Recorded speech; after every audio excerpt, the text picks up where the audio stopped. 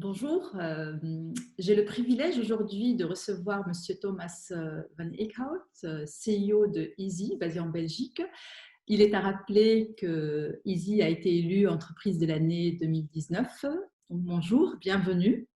Bonjour, merci. Merci d'avoir accepté de nous rejoindre à notre chaîne CEO Talk, née d'une collaboration entre Talented Coaching et Swiss Leader Group.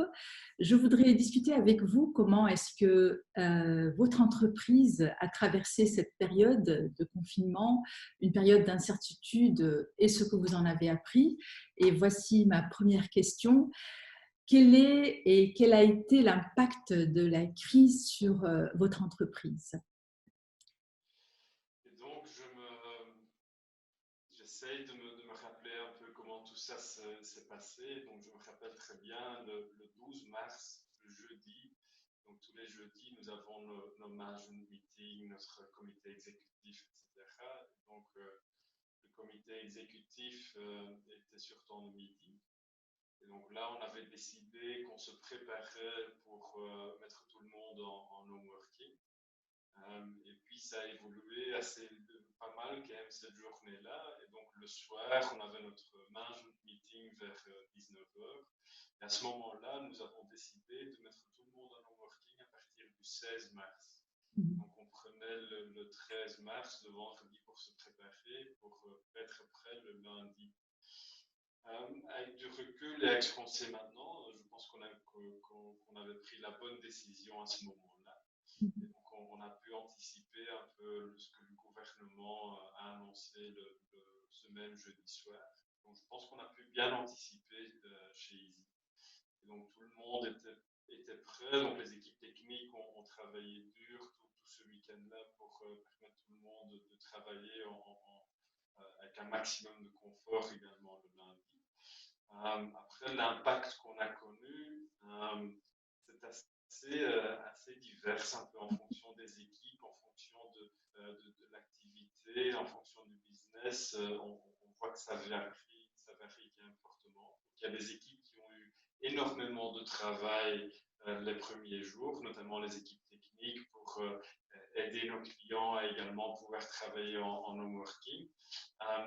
Puis, il y a eu d'autres équipes qui travaillent sur des projets, des implémentations, etc., qui ont plus de mal. Mais bon, en général, on s'en sort plutôt bien. On arrive à maintenir un niveau de business qui est bien. Donc, on est toujours plus ou moins en ligne avec nos objectifs. Donc, mais on sent que ça devient plus difficile. On sent qu'après 4, 5, 6 semaines, ça commence quand même à être un peu plus dur à plusieurs niveaux. On sent que les projets, tout doucement, ça devient difficile de démarrer des nouveaux projets. Et on sent également sur le plan humain que ça commence également à être un peu Plus lourd. Et oui, c'est justement c'est une période d'incertitude et donc c'est vraiment de maintenir une vision à court terme, moyen terme un peu plus claire pour donner de l'espoir et continuer justement. Et vous, donc ma question, comment avez-vous vécu ce moment personnellement, hein, en tant que CEO et professionnellement? Comment vous l'avez vécu? Au départ, c'était un peu excitant, quelque part. Je dois admettre qu'on se retrouve face à un challenge. Et ça, personnellement, que les challenges me donnent toujours plein d'énergie et j'ai envie de gérer, de rassembler les gens et de faire en sorte qu'on arrive à relever le défi. Donc, les premiers jours, c'était assez excitant, plein d'énergie. Puis, quand même, assez vite, quelques jours après, je me rendais compte que mon niveau d'énergie n'était plus comme avant, pas comme d'habitude. Donc, j'ai vraiment senti que le contact humain, le contact avec les collègues me manque vraiment, surtout au début. Donc, je me suis rendu compte qu'au final, c'est quand même ça qui me donne de l'énergie. C'est de pouvoir discuter avec des gens, de pouvoir avancer avec les gens sur des projets, de pouvoir aider les gens. Ça me manque vraiment. Bon, après, je sens quand même qu'on change vite et qu'on s'adapte et qu'on s'habitue également assez vite quand même à cette façon de travailler. Donc, je fais plein de plein de vidéoconférences. J'essaye d'avoir des collègues en ligne, plusieurs collègues en ligne tous les jours. J'essaie de rester en contact avec les clients parce que c'est également ça qui me donne de l'énergie. Donc, et au niveau personnel, je trouve qu'on doit également, en fait, dans la vie, il y a des choses qu'on peut contrôler, mais les choses qu'on peut contrôler, je trouve qu'on doit les contrôler, on doit avoir le courage de bien gérer ces choses-là. Puis il y a des choses qu'on ne sait pas contrôler. Et les choses qu'on ne sait pas contrôler, ben, on ne doit pas perdre notre énergie en essayant de quand même les contrôler, parce que ça ne va pas, et donc il faut prendre ça comme ça, il faut essayer de faire avec, il faut surfer sur cette vague-là et essayer de voir les opportunités. Les opportunités que je vois dans cette période, c'est quand même de se remettre en question, c'est de repenser un peu l'organisation, de faire en sorte que la société est prête pour ce qui va arriver après. Et puis d'un point de vue personnel également, ben, c'est l'occasion de passer beaucoup de temps en famille, de passer beaucoup de temps avec mes deux filles, de faire beaucoup de sport également. Et comme ça, je fais en sorte d'être en super forme lors de la reprise. Super, donc c'est un vrai équilibre entre vie privée et vie professionnelle et un vrai chevauchement entre les deux, au fait. Hein. Donc, en tout cas, et au fait, c'est développer cette écoute en même temps intérieure, donc cette remise en question, adaptation, et une écoute des clients, une écoute de vos salariés, une écoute de… Voilà, donc… c'est vraiment. Alors, vous avez dit que c'est l'adaptation. Y a-t-il eu quelques bonnes pratiques donc que vous avez essayées et que ce mois dernier, sachant que ça a été un moment difficile, un moment d'apprentissage aussi hein, pour beaucoup d'entreprises, et quelles sont celles qui ont plus particulièrement marché pour vous, votre équipe, avec vos clients, donc que vous pouvez partager. Voilà, donc que d'autres pourraient apprendre de vous. Ce qui en fait, dans des périodes compliquées comme ça, je pense que les gens, en général, ils ont besoin d'informations. Ça, je pense on a vraiment essayé de communiquer beaucoup, de communiquer le plus clairement possible par rapport à tout ça. Parce qu'on le voit, quand le gouvernement ne communique pas bien, les gens sont un peu inquiets, ils se posent des questions, et donc tout ça, ça ne sert quand même à pas grand-chose. Et donc, chez Easy, on a vraiment essayé de communiquer beaucoup, de communiquer bien et d'être le plus clair possible. Donc, on a mis pas mal de choses en place. Donc, avec Jean-François, mon collègue CEO, on fait des vidéos maintenant une fois par semaine qu'on envoie à tous les collègues. On a fait un free talk, donc on a ce principe de free talk où on se met dans une salle et voilà, on répond à toutes les questions que les gens se posent sur la société, ce qui va bien, ce qui ne va pas bien, les résultats, etc.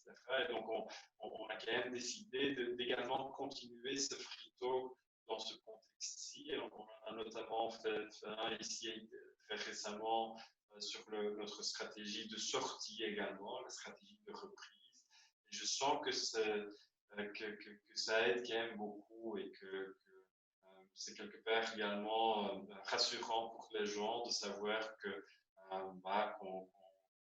qu'on réfléchit à tout ça et qu'on vient avec des idées et qu'on vient avec une stratégie qui est assez équilibrée entre la reprise du business, mais également ce que les gens veulent et les sentiments des gens.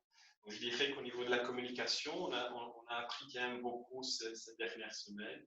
Après, il y a également des habitudes plutôt, je dirais, technologique, hein, tout ce qui est vidéoconférence, ben, ça fait longtemps qu'on en parle.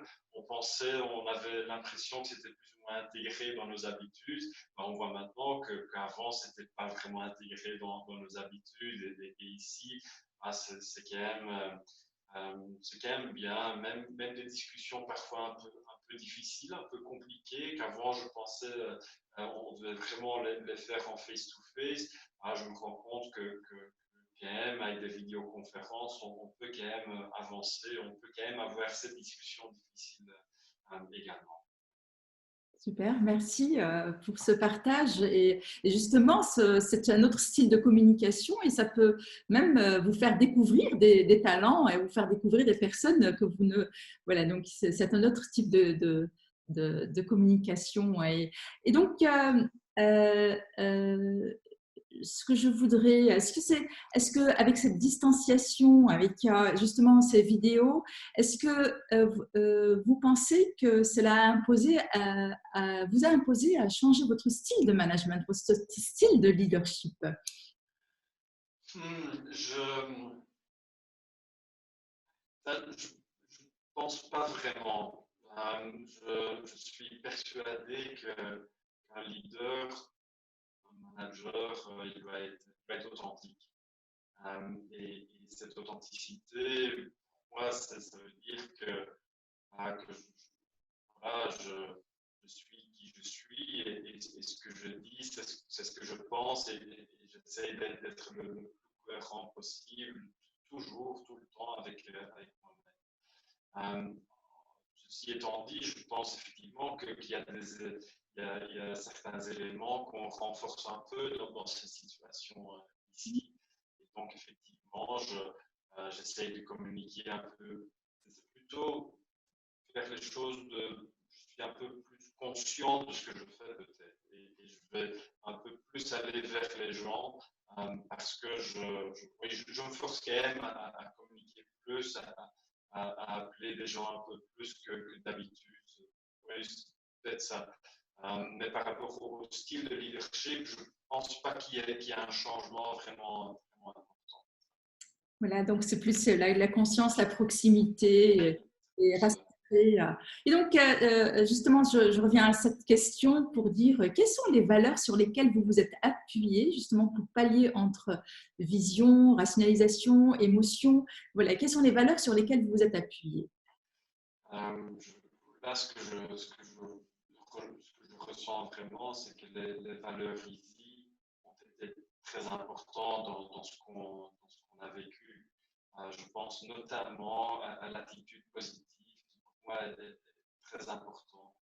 L'attitude positive, on voit ça dans tout. Hein. On a toujours très facile de se plaindre et de critiquer dans toutes les situations, mais encore plus ici. Hein. Donc, et là, je sens que chez Easy en général et également chez moi, on ne fait pas ça.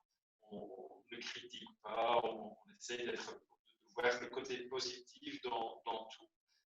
Et voilà, c'est un peu ce que je disais tout à l'heure, même dans cette situation ici, il y a des côtés positifs. On a un peu plus de temps, on n'a pas de réunion, ou en tout cas pas de réunion à l'extérieur. Et donc, on peut prendre un peu plus de temps pour bien réfléchir à l'organisation, pour peut-être changer certaines choses, pour avoir des bonnes discussions avec des gens également.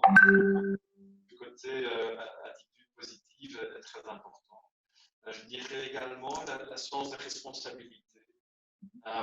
Sens de responsabilité, pour moi, ça veut dire que sur une journée, plusieurs fois, on est confronté à un choix.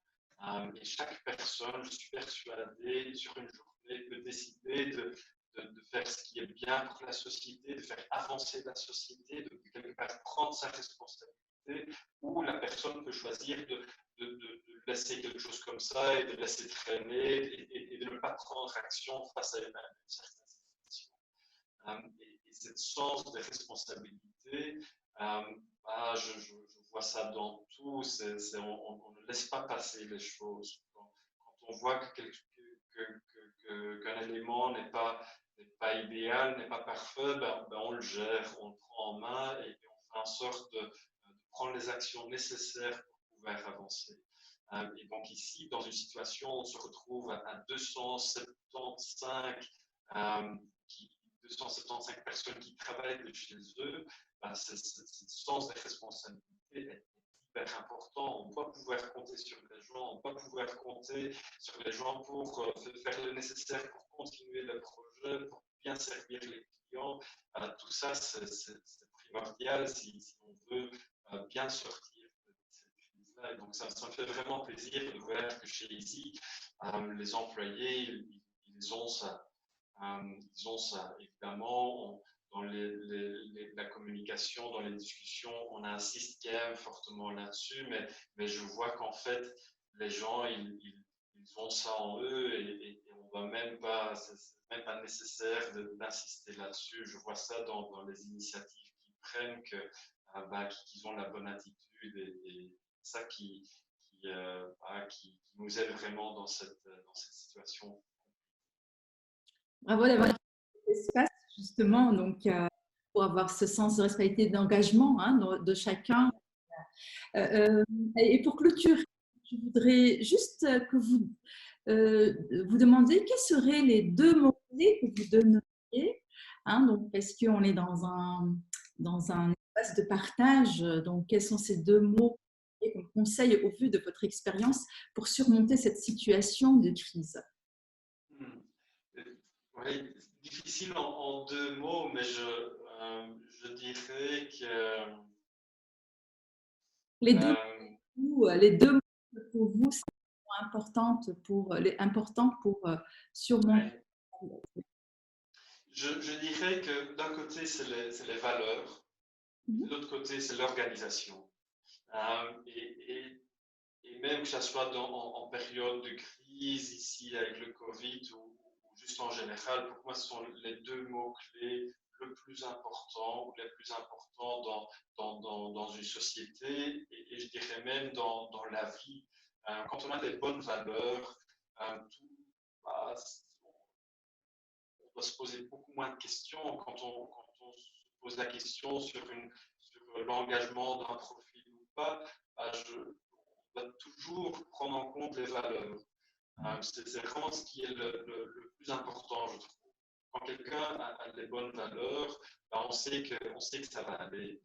Et les valeurs, alors je parle de l'attitude positive, sens de responsabilité, la loyauté, le respect. Pour moi, ce sont vraiment ces valeurs-là qui pour moi sont très importantes et qui vont nous aider en temps normal, business as usual, mais qui vont également nous aider en période compliquée et quand on se retrouve dans une crise. Après, il y a l'organisation, c'est un côté qui aime.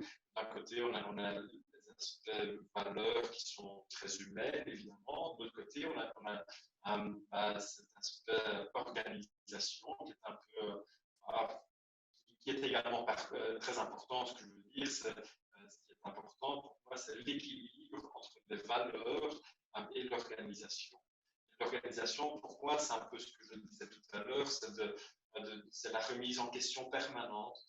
C'est s'assurer qu'on a les bonnes procédures, qu'on suit les bonnes procédures, qu'il y a de la transparence dans la société, que les gens savent ce qu'on attend d'eux et que les gens savent également ce qu'eux peuvent attendre de nous en tant qu'employeurs.